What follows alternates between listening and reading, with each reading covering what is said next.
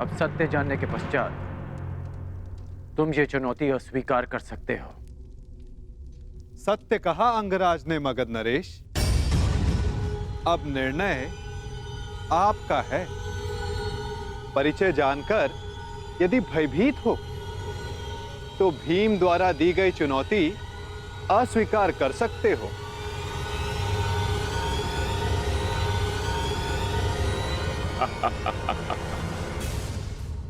मैं तुम्हारी भांति रणछोड़ नहीं हूं वासुदेव। युद्ध की चुनौती मैं किसी भी परिस्थिति में, किसी भी वेश में कभी टाल नहीं सकता।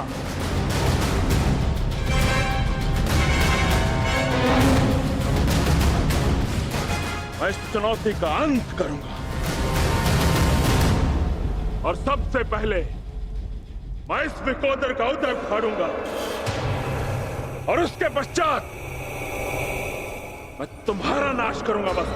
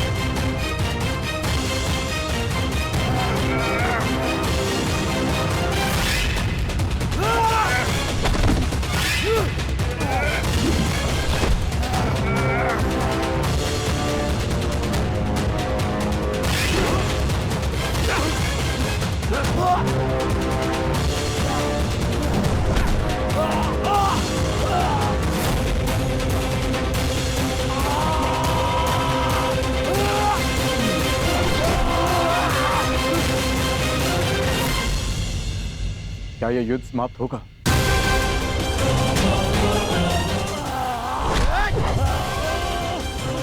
जिसका प्रारंभ हुआ है उसका अंत भी निश्चित होता है पार्थ।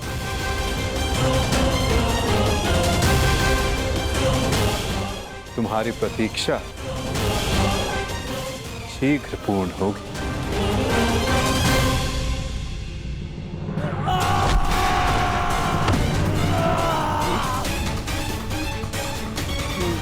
उठाओ जरासंध, युद्ध करो, उठाओ।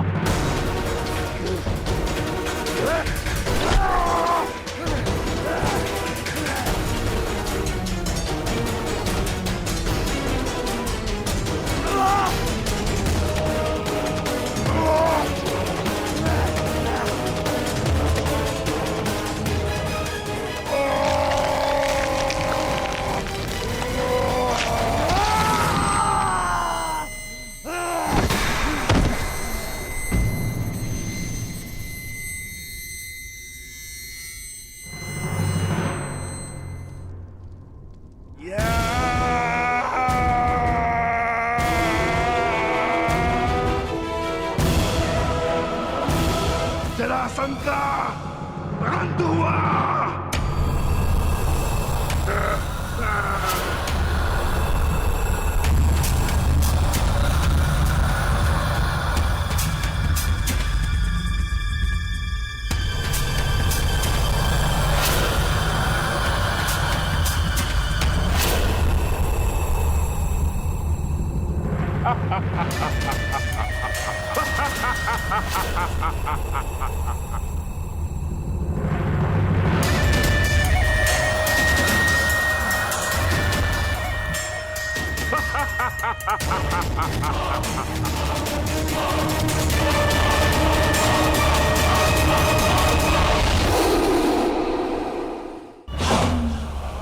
मुझे चुनौती देने से पूर्व मेरे जन्म की कथा तो जान लेते।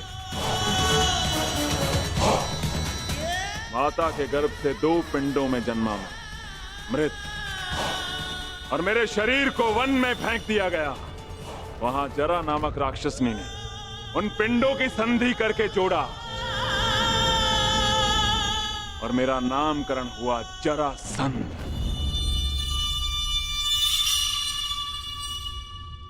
ये संधि नहीं टूट सकती भीम।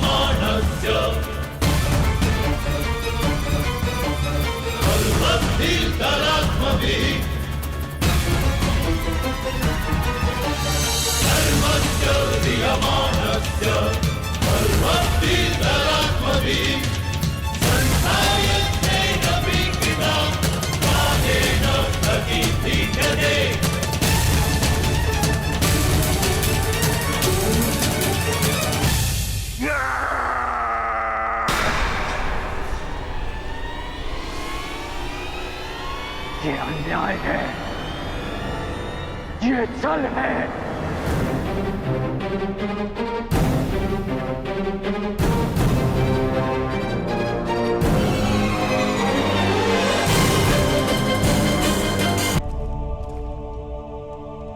ये अनीति है। कैसी अनीति अंगराज? मल युद्ध जरासंध ने स्वीकारा और नियम यही था कि युद्ध दोनों में से एक योद्धा की पराजय स्वीकारने तक या मृत्यु तक होता रहेगा। जरासंध ने पराजय स्वीकारी नहीं, अंततः उसे मृत्यु प्राप्त हुई कर अकारण किसी का वध करना, क्या ये अनीति नहीं? जरासंध ने भीम को क्या हानि पहुंचाई थी? तो उस सर्प ने तुम्हें क्या हानि पहुंचाई थी कर्ण, जिसका तुमने वध कर दिया था? मैंने उस सर्प का वध किया क्योंकि वो मेरे निरपराध सारथी को डसने वाला था। यदि वो सर्प दंड का भागी था तो जरासंध भी दंड का भागी था कर्ण, जिसने 100 राजाओं की बलि चढ़ानी चाहिए। परंतु मैंने उन 100 राजाओं को मुक्त किया, फिर उसका वध क्यों किया? तुमने जरासंध से संधि की, 100 राजाओं को मुक्त भी करवाया कर, परंतु ये संसार क्या जरासंध के आतंक से मुक्त था? नहीं कर। तुम किसी की प्रवृत्ति नहीं बदल सकते मित्र। और जरासंध की प्रवृत्ति थी आतंक फैलाना, इसीलिए उसका विनाश आवश्यक था। मैं अपने ज्येष्ठ भ्राता महाराज युधिष्ठिर की ओर से यह घोषणा करता हूं कि आज आप जरासंध के आतंक से सदा सदा के लिए मुक्त हुए। महाराज युधिष्ठिर की जय, वासुदेव कृष्ण की जय, महाराज युधिष्ठिर की जय, वासुदेव कृष्ण की जय। हम सब आपके आभारी हैं महावीर अर्जुन। हम सब अपने आप को महाराज युधिष्ठिर के अधीन स्वीकार करते हैं। जो अधीन हो वो दास होता है, और हमें दास नहीं आपकी मित्रता चाहिए। महाराज युधिष्ठिर की जय, महाराज युधिष्ठिर की जय। इन लोगों ने अपना चयन कर लिया है अंगराज, और मुझे उस पल की प्रतीक्षा है जब तुम उचित चयन करोगे कर्ण।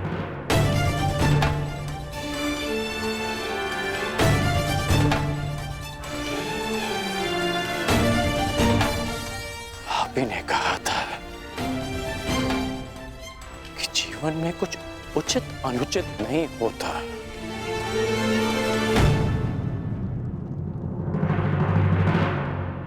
अब समझ में आया कि ऐसा क्यों कहा था। यदि कुछ है तो वो है कर्म, और आपके कर्म के परिणाम। और मेरे कर्म मेरी दृष्टिकोण में उचित हैं, और आपके कर्म आपकी दृष्टिकोण में। अद्भुत। तुम मुझे कभी चकित करने में असफल नहीं होते मित्र। प्रत्येक बार तुमसे मिलकर तुम्हारे लिए मेरा सम्मान और अधिक बढ़ जाता है। वासुदेव, मैं आपको सावधान करता हूं कि जिनकी सहायता और उत्थान के लिए आप ये प्रयास कर रहे हैं, कि जिनके पक्ष में आप मुझे ले जाना चाहते हैं, एक दिन वही आपका सम्मान भंग करेंगे, आपको लज्जित करेंगे।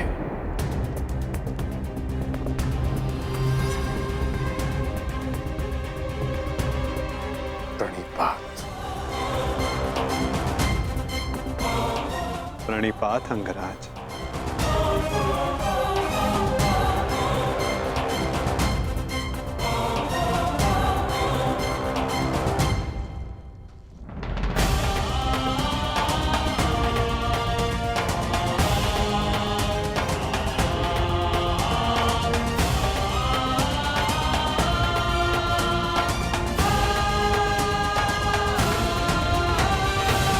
वासुदेव,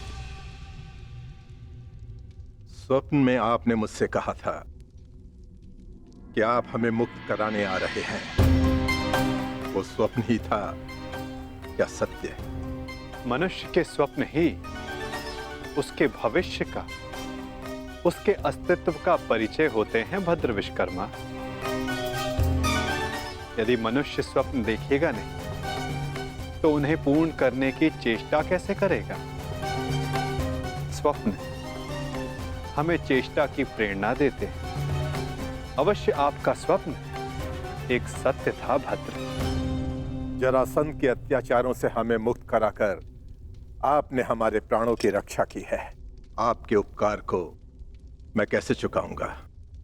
एक भूमि को श्राप मुक्त करके।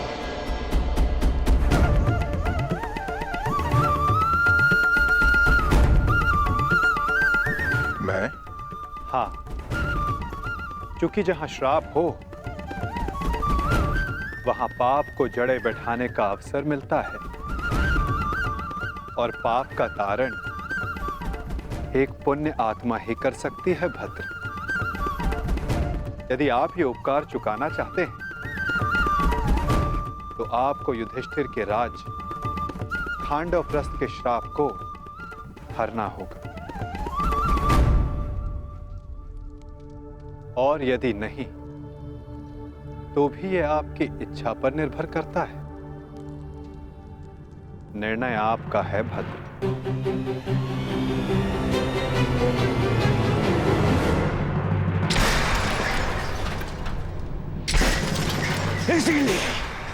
इसीलिए मुझे वो कृष्ण पूरी आग नहीं सुहाता। हर बार कुछ ऐसा करता है कि मेरा स्वप्न चूर चूर हो जाए। हर बार मामा श्री। स्वप्न की बात कर रहे हो मेरे होने वाले सम्राट? स्वप्न की? मुझे तो पूरा भविष्य दिखाई दे रहा है।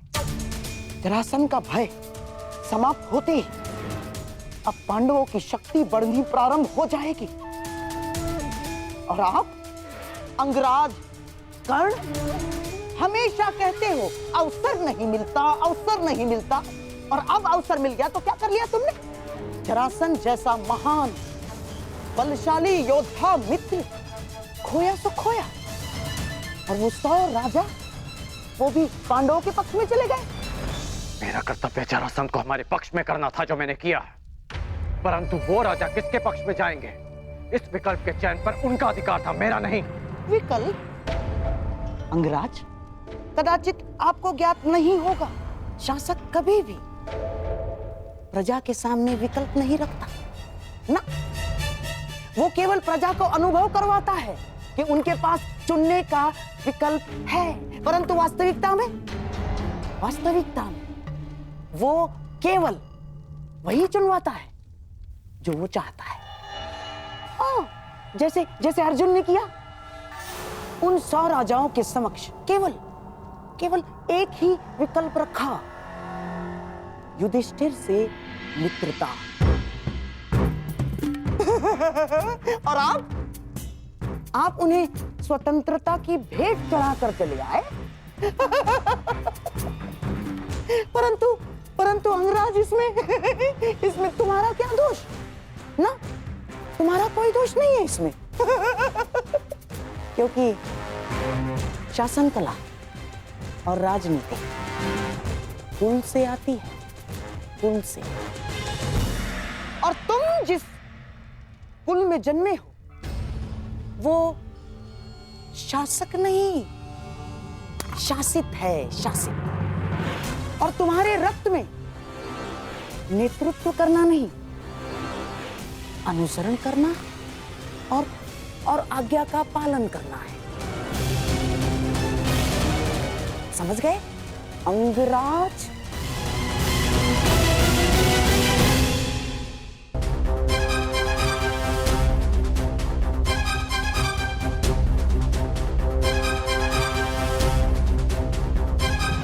मुझे प्रसन्नता है कि मेरा जन्म उस कुल में हुआ जहां रथ चक्र बनाए जाते हैं, कुछ चक्र नहीं। जहां आज्ञा का पालन किया जाता है, षड्यंत्र नहीं। मित्र दुर्योधन ने जो मुझसे कहा, मैंने उसका अनुसरण किया। षड्यंत्र नहीं। बस मामाश्री, वहां वो पांडव अपना बल बढ़ा रहे हैं और आप मेरे मित्र का अपमान कर रहे हैं मामाश्री। धन्य हो मेरे होने वाले सम्राट। यहाँ तुम्हारा मित्र तुम्हारा भविष्य पांडवों की झोली में डालकर चला आया और तुम मान और अपमान को लेकर बैठ गए। परंतु अब मैं दर्शक बनकर नहीं बैठूंगा ना। अब इस खेल की कमान मैं संभालूंगा। उस वासुदेव कृष्ण के इस छल का उत्तर मैं भी छल से ही दूंगा। वासुदेव,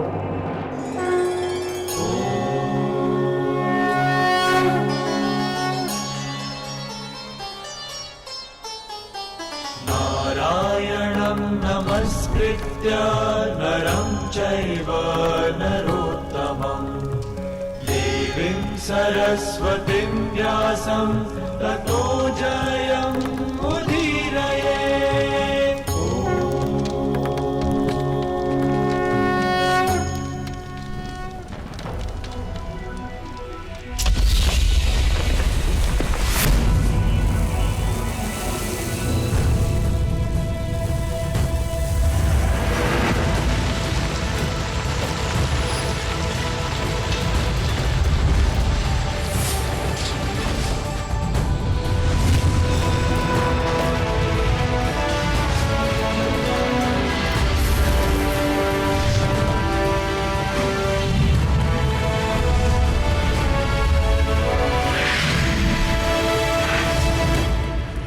देवराज इंद्र के आशीर्वाद से निर्मित ये भव्य नगर इंद्रप्रस्थ कहलाएगा।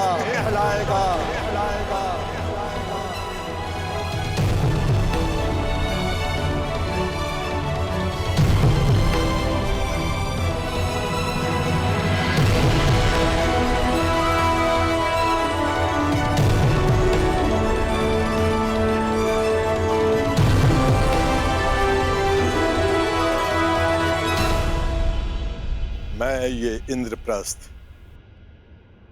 धर्मराज युधिष्ठिर को भेंट करता हूँ। मैं आपका आभारी हूँ भद्र विश्वकर्मा। मैंने तो केवल अपने मुक्त होने का ऋण चुकाया है। धन्यवाद के पात्र तो वासुदेव कृष्ण है। मेरा आभार स्वीकार कीजिए वासुदेव। मैं युधिष्ठिर से धन्यवाद नहीं स्वीकार करूंगा।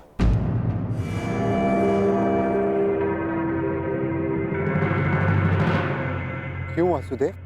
क्योंकि मुझे सम्राट युधिष्ठिर से धन्यवाद लेना है। समय आ गया है कि आप राजसूय यज्ञ संपन्न करके सम्राट की पदवी पाएं।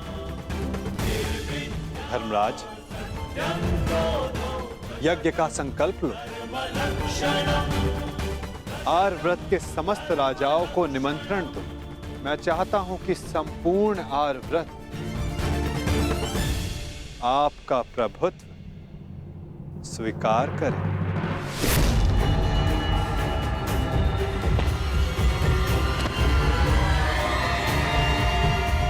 वो महाअभिमानी भी जिन्हें लगता है कि पूरे संसार में उनका कोई तोड़ नहीं।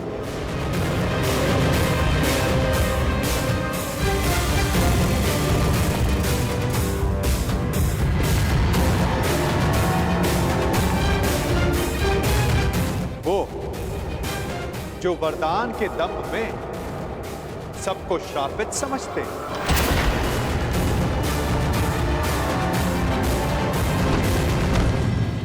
वो जिनका प्रारब्ध इस राजसूय यज्ञ से जुड़ा है।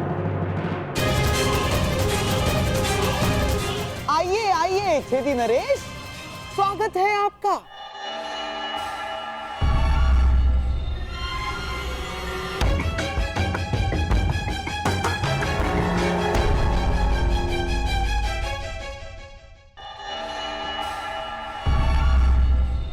शानदार नरेश, टूटी टांग के लिए चिकित्सक से परामर्श ली या अब भी बतख की तरह ठिला के चलते हैं?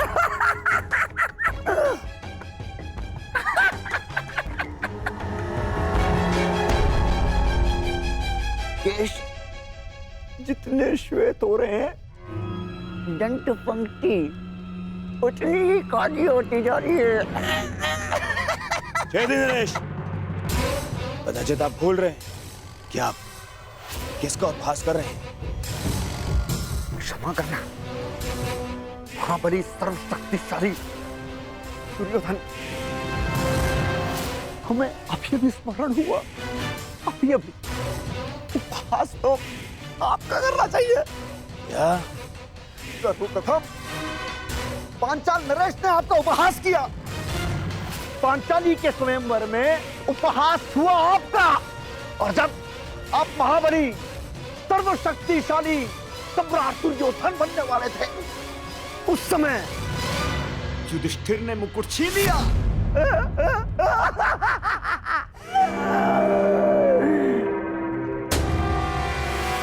और जब तुम युवराज बने, तब तक युधिष्ठिर राजा बन चुका था। राजा! कहावत याद आई, धोबी का श्वान न घर का न घाट का। बस क्षमा करना, मत करना। मैं मूर्ख हूं, दुष्ट हूं, अस्त्र शक्तिशाली है।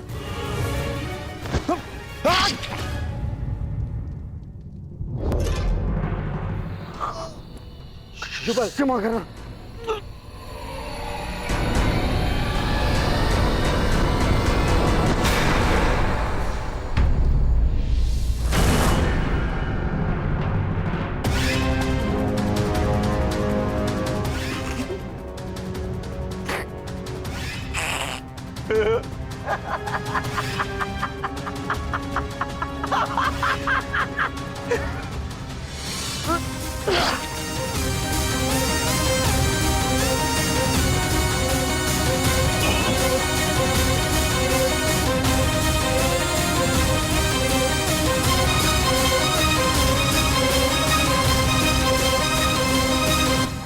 समझ में आया मेरे होने वाले सम्राट?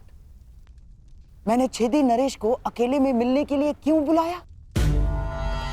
इन्हें वरदान है, वासुदेव कृष्ण के अतिरिक्त इन्हें और कोई नहीं मार सकता। हाँ, और वासुदेव कृष्ण भी इनका वध तभी कर सकते हैं जब ये उनके समक्ष 100 अपराध पूर्ण ना कर लें।